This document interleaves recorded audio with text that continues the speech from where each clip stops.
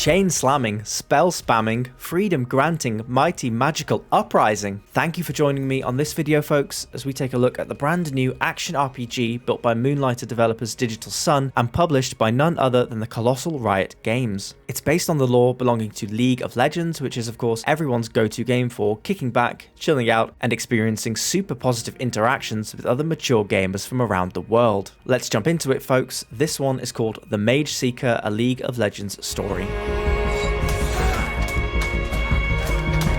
Set in the world of Runeterra, as a young boy able to sense hidden magic in other people, Silas of Dregborn is recruited into the Mageseekers, a sinister order tasked with rooting out and persecuting all those with the perceived affliction of magic ability. One day, he takes pity on a young farmer's daughter and subsequently loses control of his powers, leading to the death of the girl and two other Mageseekers. After 15 years bound by chains, Silas, harnessing his ability to take others' magic for his own, betrays his only friend, breaking free from his prison, dashing and leaping right into the control of you, the player, as you guide him on a journey of revenge and liberation. As you slam and smash your way out of Demacia City, you'll quickly master the art of spell stealing, storing magic in your petricite chains, ready to fling it back at a moment's notice. It's a pretty simple melee magic hybrid combat system, ultimately nothing that we haven't seen before, but its presentation lends it a fresh feel, at least to begin with. There's certainly satisfaction to be found in, say, stealing an icicle bolt from one foe just to fling it at his fire-wielding ally, exploiting his elemental weakness and dishing out big damage. Early on in your journey, you'll meet fellow rebel Leilani, and together you set up an elaborate base of operations with other mages who manage to escape alongside you. With Leilani's help, you can craft and socket copies of stolen spells for use at will. However, casting magic this way depletes your mana gauge, which can only be replenished by landing good old-fashioned chain-hurling melee combos. I think, unfortunately, that the Mageseeker has problems here with the way it tries to balance its hybrid fighting mechanics. Melee combos feel lackluster and void of weight. There's little versatility in the kind of attacks you can use, and melee combat simply feels like a tedious requirement to fill the mana bar so that you can get back to casting. And even then, I felt a bit disincentivized owing to the clunky D-pad based spell switching that interrupts the flow of combat. After a couple of missions though, additional rebels will begin to join you in the battle against Demacia's oppressive regime, each bringing with them new melee-focused abilities. Prior to departing on the next stage of your fight, you can select two such rebels to accompany you, the word accompany being flanked by air quotes there because they're nowhere to be seen throughout the level. You will simply gain access to their unique melee combo. For example, this chain dash followed up quickly by a spinning fire move. When I first got hold of this, I thought to myself, okay, great, here we go, things are picking up, I can do some cool stuff now. But having access to only two unique melee combos at any one time means that it often becomes an exercise in spamming the same attack over and over again. Okay, I thought so. The melee side of things isn't all that fine. I still have a dozen or more spells to unlock. This game is entirely based around mages and their highly feared spellcasting skills. I'm sure that part of the package is going to make up for it.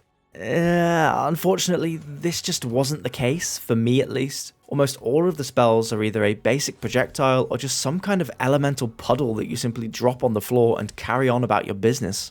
It's a real missed opportunity, I think, especially with this attractive, high-res pixel art style and the potential for stunning spell effects and animations that it accommodates. That's not to say that Digital Sun haven't tried to make the combat more dynamic in other ways, though. There's the aforementioned elemental weaknesses to consider, as well as Mageseekers that can buff or heal their allies and will need to be picked off as quickly as possible. Sometimes you'll need to maneuver the environment when evading or make use of a well-timed chain yank to dodge through enemy attacks and move in for the kill. It can be really good fun, but honestly, basic encounters are a mixed bag, with some being enjoyable, especially when you come across new enemy variations and spells for the first time and have to adapt to them, or when a banger from the game's lively soundtrack starts to ramp up in the background.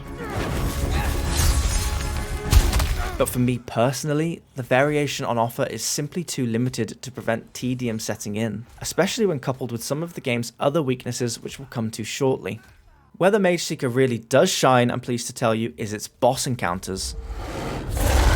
They have interesting standout movesets that are fun to engage with, particularly those bosses that involve characters from League of Legends. The way Digital Sun have taken the familiar movesets of those champions and moulded them into compelling encounters in the Mageseeker was particularly thrilling for me as someone who's been playing League for a few years now. But even if you aren't a League player and only know the characters from the context of this particular story, these encounters are still the highlight of this entire 8 to 10 hour campaign, and some were so enjoyable that I was still thinking about the fun I'd had with them days after finishing the game.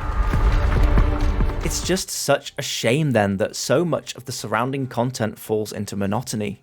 In the game's final hours, every encounter just felt like an obstacle in my hunt for the next great boss fight, and regrettably it's not only the combat issues I've already listed that contribute to the monotony, but the overly simplistic and frankly dull as dishwater level design as well. Unlike the combat, where Digital Sun have at least, successfully or otherwise, made demonstrable attempts to differentiate and diversify, there is simply nothing about the level design worthy of note. It's corridor, boxed off combat encounter, corridor, boxed off combat encounter. Oh look, there's a very short and very obvious side path that I already know will have a chest with a few resources inside at the end of it.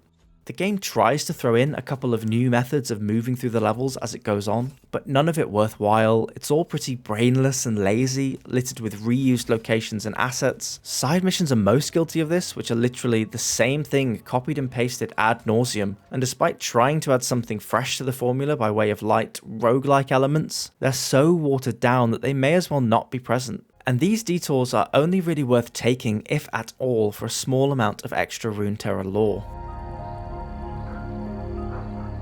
Outside of the levels themselves is the forest encampment, where you'll take some well-earned rest from liberating Demacia and exacting revenge on the Mageseekers. You'll also be able to make use of the services on offer from your allies, like unlocking new spells, upgrading Silas's stats, and improving his healing potions. It's pretty basic action RPG fare, and that's fine for a game like this in my book. There are some very light camp upgrading mechanics as well. It's all quite passive and doesn't require much meaningful interaction from the player, but it makes sense in the context of the story and is fine for adding a little bit of flavour between levels.